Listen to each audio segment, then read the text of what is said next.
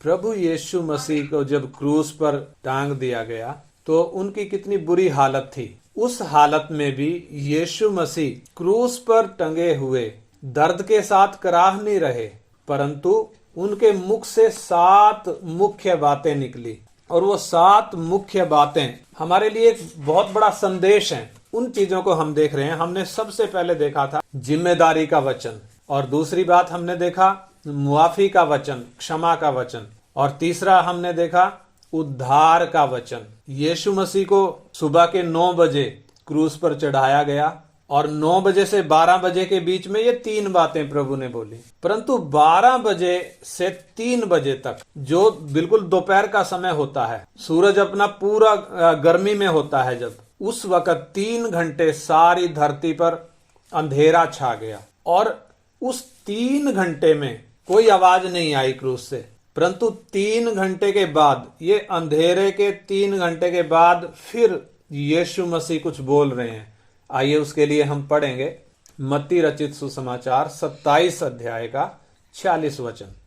तीसरे पहर के निकट यीशु ने बड़े शब्द से पुकार कर कहा, एली एली लमा शबक्तनी, अर्थात हे मेरे परमेश्वर तूने मुझे क्यों छोड़ दिया। हाँ, यीशु 9वें घंटे के करीब बोल रहे हैं। इधर लिखा है तीसरे पहर, यानी 9वें घंटे के करीब। तीसरे पहर का मतलब सुबह के 6 बजे से शाम के 6 बजे तक। 12 घंटे को 4 पहर में डिवाइड किया गया है। तीसरे पहर के करीब जो हिंदी में लिखा है 9th आवर इंग्लिश में लिखा है, यानी 12 बजे से 3 बजे तक जब अंधेरा है, अंधेरा खत्म होने के बाद 3 बजे यीशु की आवाज फिर से चौथी बार क्रूस से आ रही है और यीशु कह रहा है एली एली लमा सबक्तानी। ये एक अरामी भाषा का कहा हुआ ये वाक्य है, एली एली लमा सबक्तानी, जिसका अर्थ है हे मेरे परमेश्वर तूने मुझे क्यों छोड़ दिया है। इस वचन में जो दर्द है वो दर्द हमें स्पष्ट महसूस हो रहा है।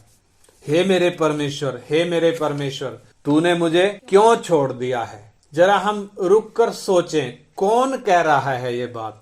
ये वही यीशु है जिसके विषय में कुलूसी 2:9 में लिखा है, कुलूसियों की पत्री 2 अध्याय का 9 वचन, क्योंकि उसमें ईश्वरत्व की सारी परिपूर्णता सदैव वास करती है। हाँ, यीशु मसीह के अंदर परमेश्वरत्व सदैव वास करता है, यानी संपूर्ण परमेश्वर है।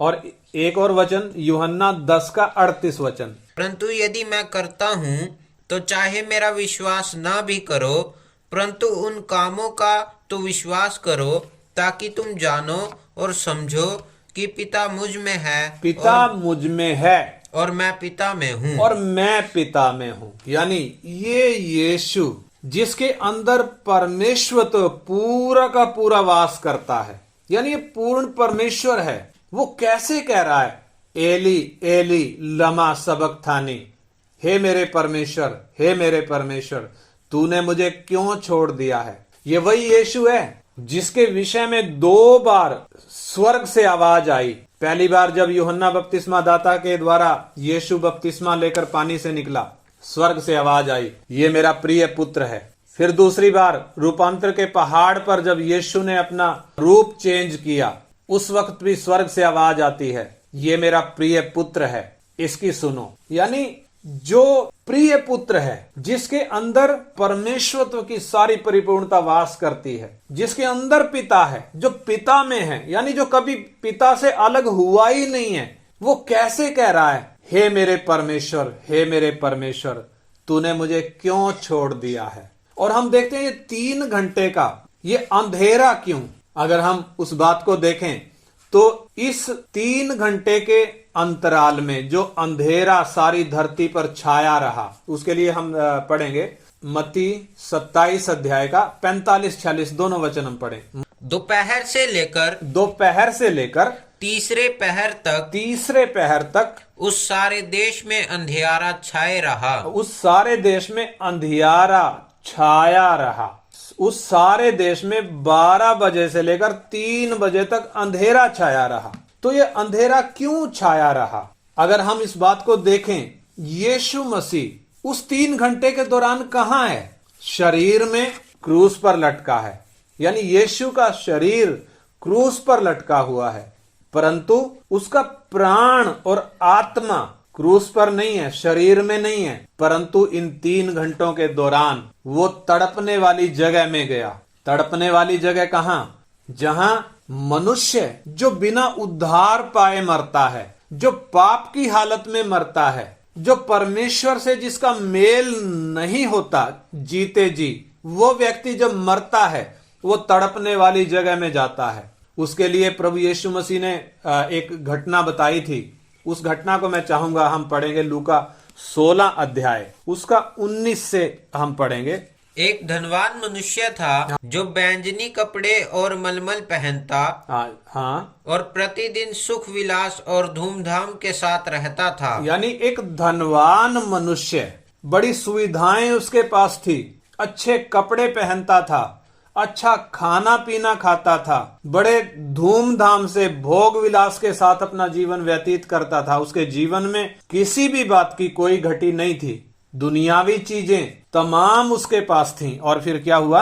लाजर नाम का एक कंगाल घावों से भरा हुआ उसकी डेवड़ी पर छोड़ दिया जाता था। हाँ, एक और दूसरा मनुष्य, नाम है लाजर।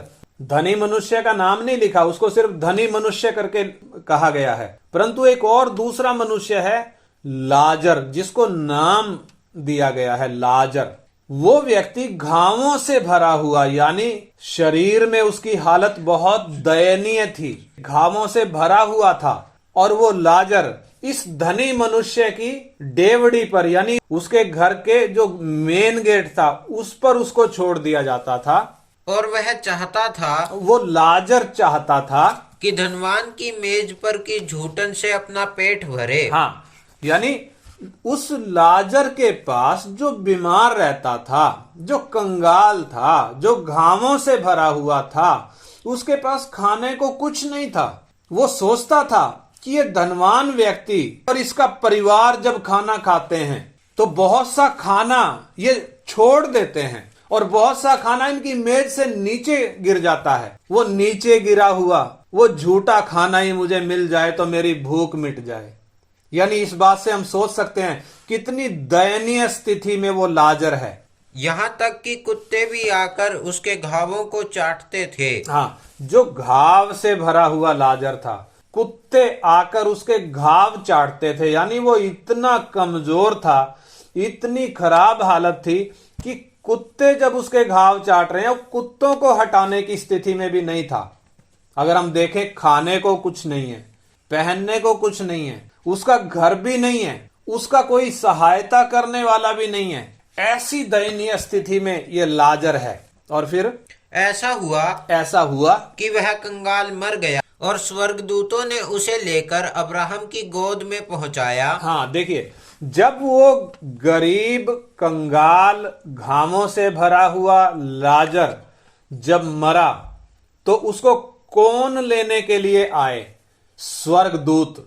स्वर्गदूतों ने उसको लेकर आराम करने की जगह में पहुंचाया। और वह धनवान भी मरा। हाँ, अब धनवान की भी बारी आई, जिसको किसी दुनियावी चीज की कोई कमी नहीं थी, सब सुविधाओं से संपन्न था। और जब वो मरा तो क्या हुआ? वह धनवान भी मरा और गाड़ा गया। वो गाड़ा गया और अधोलोक में उसने पीड़ा में पड़े हुए अपनी आंखें उठाई। हाँ, वो कहां पहुंच गया? अधोलोक में पहुंच गया, पीड़ा के स्थान में पहुंच गया, आग की जगह में उसका प्राण पहुंच गया। जहां आग जलती रहती है, जो पीड़ा का स्थान है, वहां पे उसका प्राण आत्मा पहुंच गया। और जब उसने दूर नजर उठाकर देखा और दूर से अब्राहम की गोद में लाजर को देखा। हाँ, दूर से वो आराम करते हुए उस लाजर को देखा। यानी इन दो व्यक्तियों की अलग अलग दशा हम देख रहे हैं। मरने के पहले भी अलग थी, मरने के बाद भी अलग है। मरने से पहले जो लाजर घावों से भरा हुआ था, जिसको खाने को कुछ नहीं था, घर नहीं था, पहनने को कुछ नहीं था, कोई सहायता करने वाला नहीं था, वो आराम की जगह में पहुंच गया। वो आराम की जगह में क्यों पहुंच गया? इसलिए नहीं कि वो कंगाल था, बल्कि इसलिए कि वो एक विश्वासी था, परंतु वो धनी मनुष्य जो अधोलोक में उस आग की पीड़ा की जगह में तड़पने के लिए पहुंचा, वो उधर क्यों पहुंचा? इसलिए नहीं कि वो सुविधा संपन्न था, बल्कि इसलिए कि वो परमेश्वर पर विश्वास नहीं करता था। यानी एक विश्वासी और एक अविश्वासी, दो व्यक्तियों को हम देख रहे हैं। जीते जी जो अविश्वासी है, पूरा दुनियावी चीजों से संपन्न है, परंतु एक विश्वासी जिसके पास दुनिया की कोई भी चीज नहीं है, अपना शरीर भी उसका बहुत दुर्दशा में है, लेकिन विश्वास से वो डिगा नहीं। विश्वास का धन उसके पास था, उसने अपने उस विश्वास रूपी धन को नहीं खोया। और ऐसा हुआ जब वो मरा, आराम करने वाली जगह में पहुंच गया। अब ये जो धनी मनुष्य नजर उठाकर वो पीड़ा की जगह में से जब दूर देख रहा है, तो उसको लाजर दिखाई दिया। ये वही लाजर है जो कभी उसकी डेवड़ी पर, उसके दरवाजे पर पड़ा रहता था। और ये धनी मनुष्य को इतनी भी दया नहीं आती थी कि उसको एक टुकड़ा रोटी खिला दे, उसको 2 बूंद पानी पिला दे, या उसके घाव धो दे, उसको दवाई दिलवा दे, किसी वैद्य के पास ले जाए, उसके घावों पर पट्टी बांध दे। उसको इतना भी तरस नहीं आता था। हर रोज वो अपने गेट के सामने पड़े हुए उसको देखता था, परंतु तरस नहीं खाता था।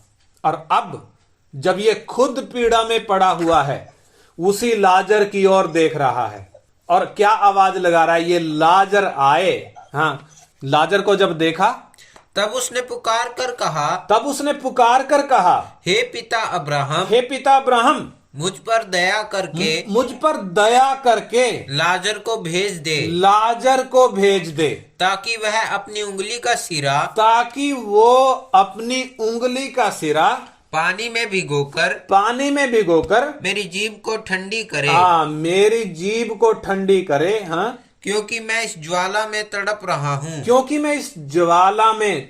रहा हूँ। यानी ये धनी मनुष्य आग में तड़प रहा है। शरीर तो मिट्टी में चला गया, परंतु आत्मा और प्राण में ये आग में तड़प रहा है। और इसकी हालत कैसी है? एक बूंद पानी के लिए तरस रहा है। और जिस लाजर को कभी इसने पानी नहीं पिलाया, जिस लाजर को इसने कभी रोटी का टुकड़ा नहीं दिया, जिसके घाव कभी इसने साफ नहीं किए, पट्टी नहीं बांधी, वो लाजर की तरफ ये दया की भीख मांगकर क्या कहता है, ये लाजर को भेज दे कि ये अपनी उंगली पानी में डुबोए और मेरी जीभ को ठंडा करे। हाँ, परंतु अब्राहम ने कहा, परमेश्वर की उधर से आवाज आ रही है। हाँ, हे पुत्र, स्मरण कर, याद कर कि तू अपने जीवन में अच्छी वस्तुएं ले चुका है। तू अपने जीवन में अच्छी वस्तुएं ले चुका है। अच्छी वस्तुएं कौन सी? संसारिक चीजें नहीं। अच्छी वस्तुएं कौन सी?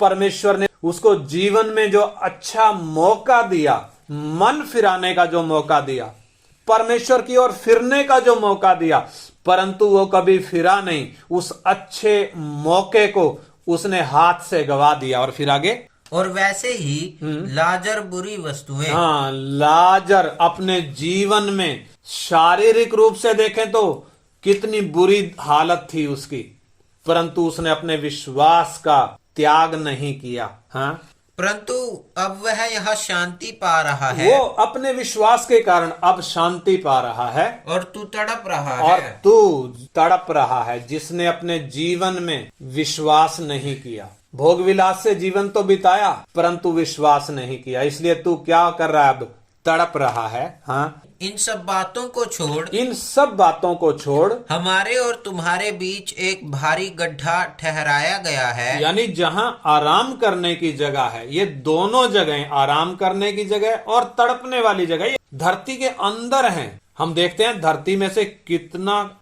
भयानक लावा निकलता है जब ज्वालामुखी फटता है।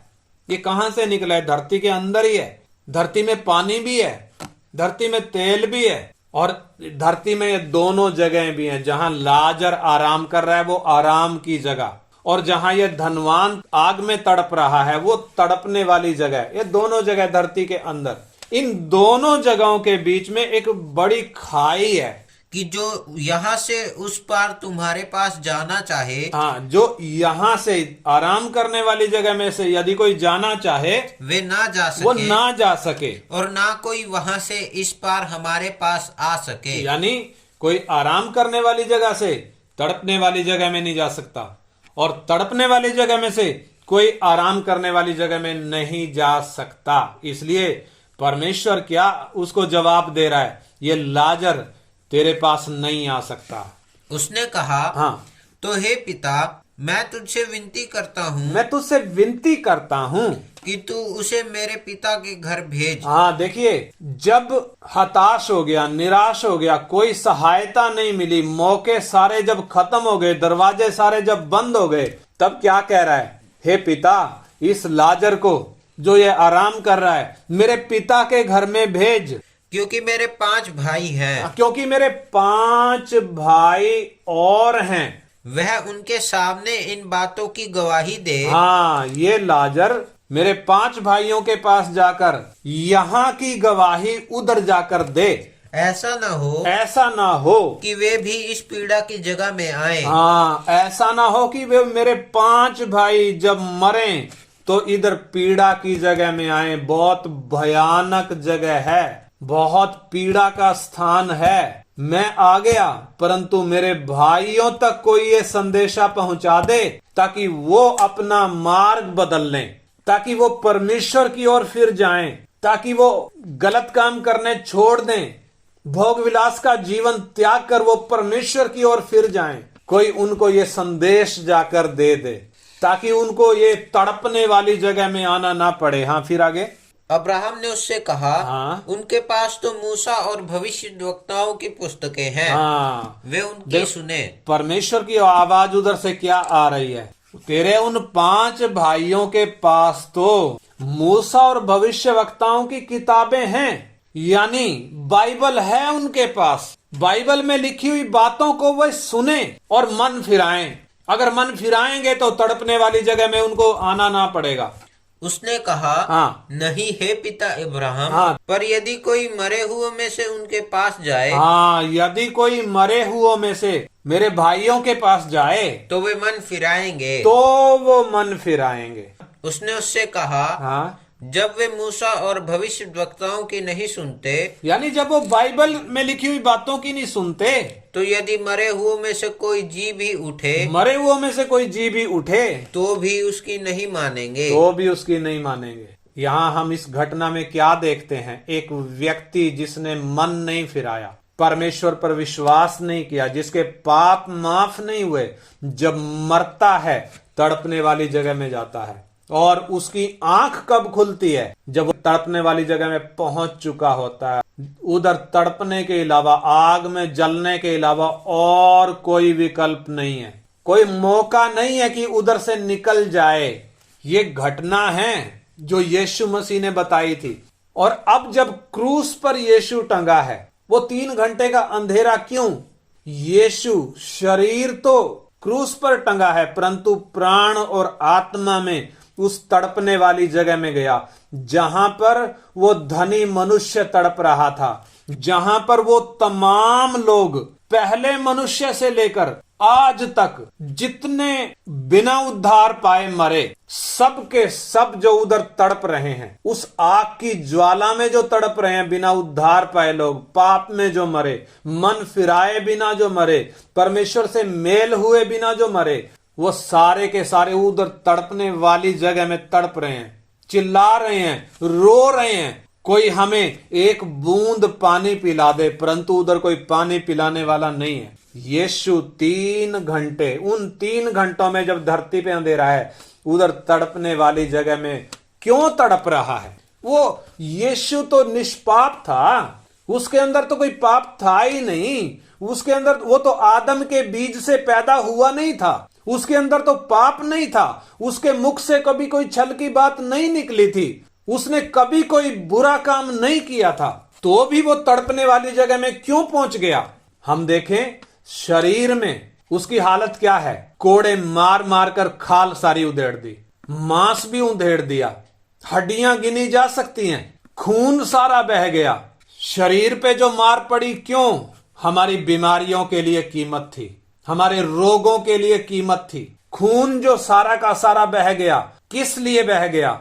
हमने जो कुकर्म किए, हमने जो पाप किए, होश संभालने के दिन से लेकर हमने जो बुराइयां करी, जो चुगली करी, जो नशे किए, जो बुराइयां करी, वो तमाम गुनाहों का वो कीमत उसने अपने खून से चुकाई। उन गुनाहों की कीमत जो हमने किए, उसने अपने खून के द्वारा वो कीमत चुकाई। मैंने बताया शरीर में कोड़े क्यों? हमारी रोगों और बीमारियों के लिए कीमत। खून सारा क्यों बह गया? हमने जो गुनाह किए उनकी कीमत। और अब 3 घंटे तड़पने वाली जगह में क्यों? जो पाप लेकर हम पैदा हुए। मैं फिर कहूंगा, जन्म से ही हम पापी हैं। तमाम मनुष्य जन्म से ही पापी हैं, एक भी ऐसा नहीं है जो पापी ना हो, क्योंकि सब के सब उस पहले आदम से जन्मे हैं। उस पहले आदम के द्वारा सारी मानव जाति आई है। बेशक हमने धर्म अलग बना लिए, बेशक हमने जातियां अलग बना ली, परंतु सब के सब एक ही मूल से हैं, वो आदम से, जिसने परमेश्वर की आज्ञा तोड़ी और वो गुनाहगार, वो पापी हो गया, पाप के कब्जे में आ गया। वही पाप उसके बीज के द्वारा सारी मानव जाति में है। यानी जन्म से मनुष्य पापी है। बेशक एक व्यक्ति अपने जीवन में कोई गुनाह ना करे, कभी झूठ ना बोले, तो भी जन्म से पापी है। जो जन्म से पापी है, उस पाप की गुलामी से छुटकारे की जरूरत है। यानी 2 बातें, जो गुनाह हमने किए उनसे माफी की जरूरत है, जिसके लिए यीशु का खून बहा, और पाप जो जन्म से अंदर है, जो गर्भ में जब हम बीज से जब बन रहे थे, वो बीज में पाप होने के कारण वो गर्भ से जन्म से हमारे अंदर है, उस पाप से छुटकारे की जरूरत है। और उस पाप से छुटकारा देने के लिए, उस पाप की कीमत चुकाने के लिए यीशु को 3 घंटे तड़पने वाली जगह में तड़पना पड़ा। जहां मैंने और आपने तड़पना था, सारी मानव जाति ने जहां तड़पना था, उधर यीशु क्यों तड़प रहा है? वो निष्पाप, निष्कलंक, निर्दोष, जो पाप से अज्ञात था, वो क्यों उधर तड़पा? ताकि मुझे और आपको वहां जाना ना पड़े। वहां की भयानक दशा वो धनी मनुष्य की घटना के द्वारा हमें समझ में आती है। कितनी भयानक दशा है। एक बूंद पानी के लिए तरसता है इंसान, कोई पानी देने वाला नहीं है। हाय हाय हर वक्त वो चिल्लाता है, दया के लिए पुकारता है, परंतु कोई मौका नहीं। मौका सिर्फ जब तक शरीर में प्राण है तभी तक है। प्राण निकला, मौका खत्म, दरवाजा बंद, उसके बाद कोई मौका नहीं है। उस भयानक तड़पने वाली जगह में 3 घंटे यीशु जब तड़पा है, निष्पाप होने के कारण, पवित्र होने के कारण, 3 घंटे बाद जब उसने विनती उधर किया, उस हालत से वो छुड़ाया गया और वापिस क्रूस पर उस शरीर में आ गया। और जब शरीर में आया, क्या आवाज निकली? उधर आवाज आ रही है, एली एली लमा सबक्तानी, यानी हे मेरे परमेश्वर, हे मेरे परमेश्वर, तूने मुझे क्यों छोड़ दिया है? यानी हमें क्या समझ में आ रहा है? यीशु क्यों ये बात बोल रहा है? परमेश्वर से अलग होने का जो दर्द है, पहली बार यीशु ने इन 3 घंटों में महसूस किया है। पहली बार महसूस किया है।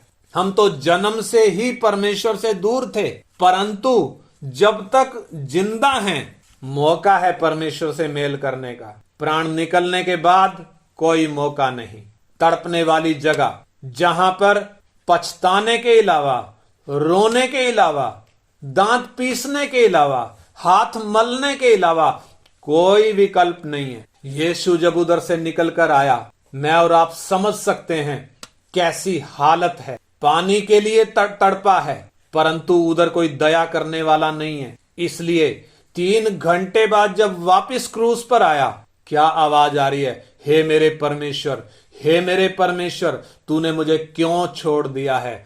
यानी परमेश्वर से अलगाव का वो दर्द इन शब्दों में हम स्पष्ट महसूस कर सकते हैं। क्यों है ये? मुझे और आपको पाप की गुलामी से छुड़ाने के लिए यीशु ने शरीर में कोड़े क्यों खाए? आपकी और मेरी बीमारियों से हमें चंगा करने के लिए। खून की एक एक बूंद क्यों बहा दी? हमें हमारे किए हुए गुनाहों से माफ करने के लिए, छुड़ाने के लिए। और तड़पने वाली जगह में 3 घंटे क्यों तड़पा? हमें पाप की गुलामी से आजाद करने के लिए। इसलिए वो दर्द इन शब्दों में हम देख सकते हैं। और जब हम इन शब्दों को सुनते हैं, हमें कितना डर आता है, रूह कांपती है, कितना भयानक परिस्थिति में से वो निकला है। यानी सारी कीमत उसने हमारे लिए चुकाई। हमारे पाप से छुटकारे के लिए जो कीमत दी जानी थी, वो पूरी की पूरी उसने चुका दी। और अब वापस क्रूस पर आया। वो 3 घंटे अंधेरा क्यों रहा? सूरज ने प्रकाश देना क्यों बंद कर दिया? क्योंकि सूरज का बनाने वाला, सारी सृष्टि का बनाने वाला जब मनुष्य के शरीर में है, उधर तड़पने वाली जगह में तड़प रहा है। सृष्टि देख नहीं पाई, इसलिए अंधेरा छा गया। तो मैं और आप जरा इन यीशु के शब्दों को जरा सुने। मैंने और आपने उधर जाना था और उधर से कभी निकलने का सवाल नहीं है। वो धनी मनुष्य को हम देख सकते हैं ये घटना में जो हमने लूका में पढ़ी, उधर से निकलने का सवाल नहीं है। यीशु क्यों निकल पाया? क्योंकि पाप से अज्ञात था। जब हमारे गुनाहों की कीमत उसने चुका दी, उधर वो जब गिड़गिड़ाया, प्रार्थना किया, धर्मी होने के कारण उसकी सुनी गई और वो वापस क्रूस पर आ गया। इस यीशु के इन बातों के द्वारा जरा हम अपने जीवनों में देखें किस रीति से यीशु ने हमारे लिए कीमत चुकाई, हमारे पापों के लिए, हमारे गुनाहों के लिए कीमत चुकाई। मेरे और आपके लिए, पूरी मानव जाति के लिए, हर धर्म, हर जाति के लोगों के लिए, हर देश, हर भाषा बोलने वाले लोगों के लिए यीशु ने कीमत चुकाई है। इसलिए आसमान के नीचे, मनुष्यों के बीच में, इस धरती पर केवल एक नाम है, यीशु, जिससे हम उद्धार पा सकते हैं, और दूसरा कोई नाम नहीं है। इसलिए आइए हम प्रार्थना करें, जिसने मेरी कीमत चुका दी, मेरी बीमारियों के लिए, मेरे किए हुए गुनाहों के लिए, मेरे पाप से छुटकारे के लिए जिसने कीमत चुका दी। आइए उस यीशु की ओर हम फिरें, उसको हम पुकारें। जो उसको पुकारता है, जो उसकी ओर फिरता है, जिस घड़ी वो फिरता है, जिस घड़ी वो उसको पुकारता है, उसी घड़ी उसको गुनाहों की माफी और पाप से छुटकारा मिलता है। इसलिए आइए हम प्रार्थना करें, इन वचनों को हम और आगे भी मनन करें। क्यों यीशु उद्धार करता है? क्यों उसके अलावा कोई और नहीं है? क्योंकि यीशु ने हमारे लिए पूरी कीमत चुकाई है।